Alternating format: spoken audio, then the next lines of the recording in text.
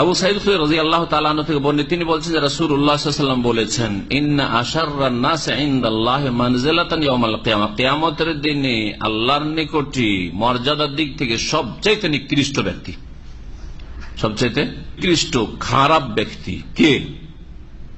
এই হাদিসে রয়েছে এমন পুরুষ, এমন স্বামী, আর রাজুল এমন স্বামী, ইউফদি ইলা ইমরাতিহি, যে নিজের স্ত্রীর সাথে মেলামেশা করে, মিলিত হয়, সহবাস করে, ওয়াতুফজি ইলাইহি, আর তার স্ত্রীও তার সাথে মিলিত হয়, দুইজনে স্বামী স্ত্রীর এই দৈহিক সম্পর্ক হয়, তারপরে সুম্মা ইয়ানশুরু সিররাহা, তারপরে তাদের এই গোপনীয় কথাগুলি প্রচার করে দেয় বন্ধু মহলে অথবা বান্ধবী মহলে। স্বামী বন্ধু মহলে আলোচনা করে যে আমার স্ত্রী এইরকম আমার সাথে, আর স্ত্রী বান্ধবীদেরকে বলে যে আমার স্বামী এইরকম।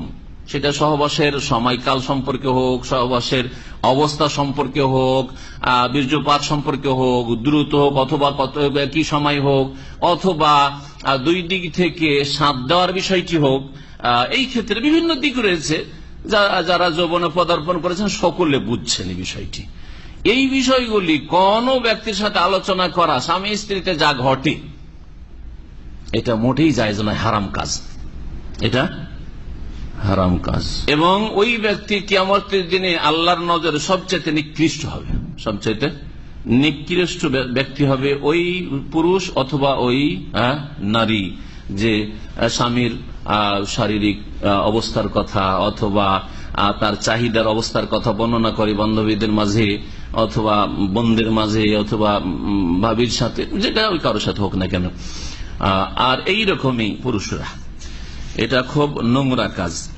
স্বামী স্ত্রীর মাঝে যা কিছু ঘটে থাকে, অনেক কিছু ঘটতে পারে, এক কথায় বৈধ হতে হবে। হ্যাঁ, যদি অবৈধ হয়, হারাম হয়, গত সপ্তাহে বেশ কিছু জিনিস উল্লেখ করা হয়েছে যেগুলি হারাম, লানত করা হয়েছে, ওই রকম যদি বদাচরণ কারো স্বামী করে আর তাকে যদি ঠেকাতে না পারে, তাহলে অবশ্যই অভিযোগ করা জায়েজ রয়েছে।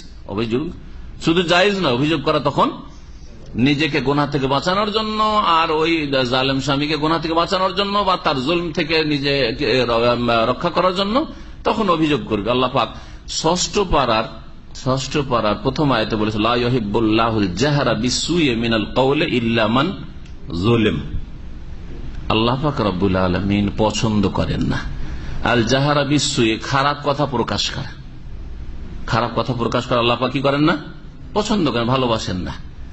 লা ইউহিব্বুল্লাহুল জাহরা বিসসুই মিনাল কওল, খারাপ কথা, মিনাল কওল ইল্লা মান যুলিম, তবে কেউ যদি নির্যাতিত হয়, জুলমের শিকার হয়, তাহলে অভিযোগ অবশ্যই করতে পারে।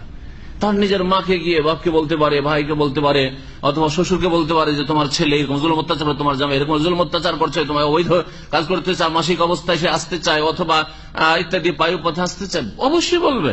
হ্যাঁ, তার এই জুলম থেকে রক্ষা পাওয়ার জন্য প্রথম উপদেশ দেবে। যদি সংশোধন হয়ে যায় ঠিক আছে, আর যদি দেখা যায় যে না সংশোধন হতে চায় না, সে আল্লাহ পরকালকে ভয় করে না, তাহলে অবশ্যই তার কাছ থেকে বিচ্ছিন্নতা গ্রহণ করতে হবে, অবশ্যই তার কাছ থেকে তালাক নিতে হবে। এইরকম বদচরিত্রের মানুষের সাথে সংসার করা কোন মুসলিম নারীর জন্য জায়েজ নাই, ভালো করে মনে রাখবেন। কিন্তু এছাড়া স্বামী স্ত্রীর জীবনে যেসব বৈধ কথা কাজ, কথার মাধ্যমে হয়ে থাকে, অনেকে আছে আমোদ ফরিতের সাথে আমার স্ত্রী আমার চাইতে বেশি আবেগী, আমার স্ত্রী আমার চাইতে বেশি এগিয়ে আসে, এই ধরনের কথা বলা জায়েজ নয়। এইরকমই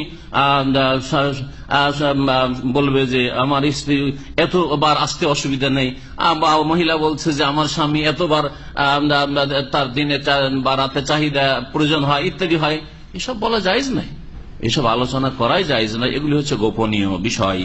এই ক্ষেত্রে অনেকেই অন্যায় কাজ করে থাকেন, হয় ইসলামের জ্ঞান না থাকার কারণে অথবা আল্লাহর ভয় না থাকার কারণে। হয়তো ইসলামের জ্ঞান আছে কিন্তু বেপরোয়া, বা জ্ঞানের ধার ধারে না, ও শিখারও ধার ধারে না। আল্লাহ পাক যেন আমাদের সকলের পাপ থেকে, অন্যায় থেকে হেফাজত করেন।